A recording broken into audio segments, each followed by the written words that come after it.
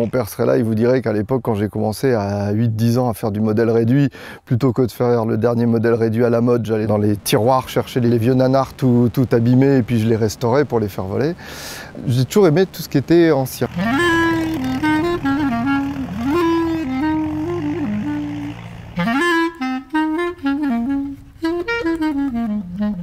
Voler. Faire voler à nouveau ces merveilles. Imaginer, conçu, réalisé par les pionniers de l'aviation.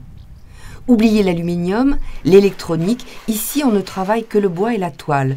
Deux matières qu'il faut des années pour apprivoiser.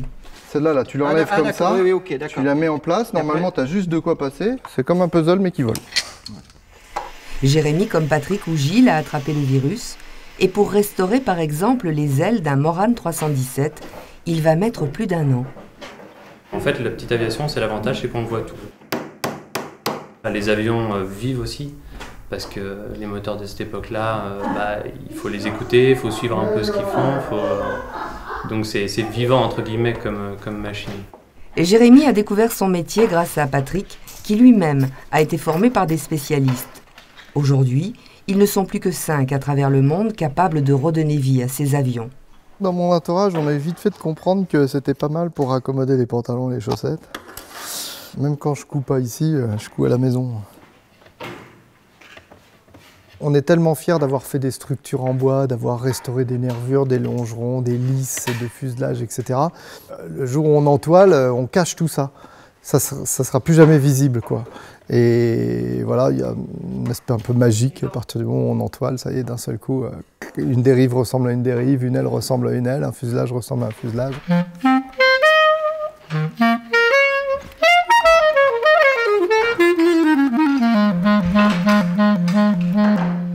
Je pense qu'un avion devient un avion le jour où on commence à l'entoiler. Les gens qui m'ont appris ça il y a 20 ou 30 ans, ils m'ont dit « Ok, mais toi tu transmettras ». Donc l'idée c'est que je transmette aussi. Et au fin fond de ma campagne Tourangelle, même si j'adore être ici, c'est pas ici que je vais pouvoir transmettre au maximum. Si vraiment je veux transmettre, c'est échanger avec d'autres musées, échanger avec d'autres professionnels, échanger avec d'autres associations, mettre un maximum d'informations sur Internet, par intermédiaire du site Internet, etc. C'est toujours dans cette optique que les ailes de l'exploit ont été créées. Une association qui réunit des pilotes, des collectionneurs et des jeunes. Chaque samedi, les locaux de l'entreprise s'ouvrent à tous ces passionnés pour des échanges d'infos, des coups de main, ou pour former les plus mordus qui en feront peut-être leur métier. Pour que quelqu'un soit vraiment débrouillé à restaurer des avions, il faut au minimum 10 ans de pratique au sein d'une association ou avec quelqu'un qui connaît bien son métier pour pouvoir ensuite être autonome sur un chantier et pouvoir mener un chantier de A à Z.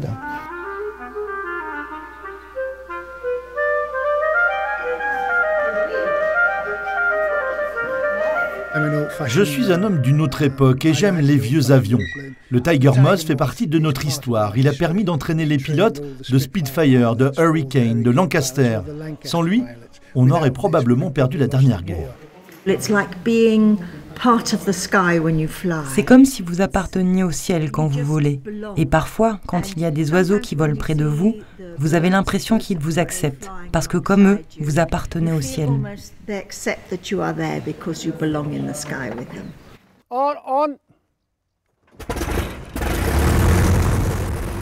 Bon, ce sont des machines, le jour où on arrive à les faire voler, c'est fantastique parce qu'on se dit, voilà, ça y est, après 10 ans de travail acharné et j'en ai bavé et plusieurs fois on a voulu déposer les outils et puis là les autres gars de la sauce sont arrivés en disant, oh, non, allez, c'est parti, on est reparti pour un tour, machin et tout.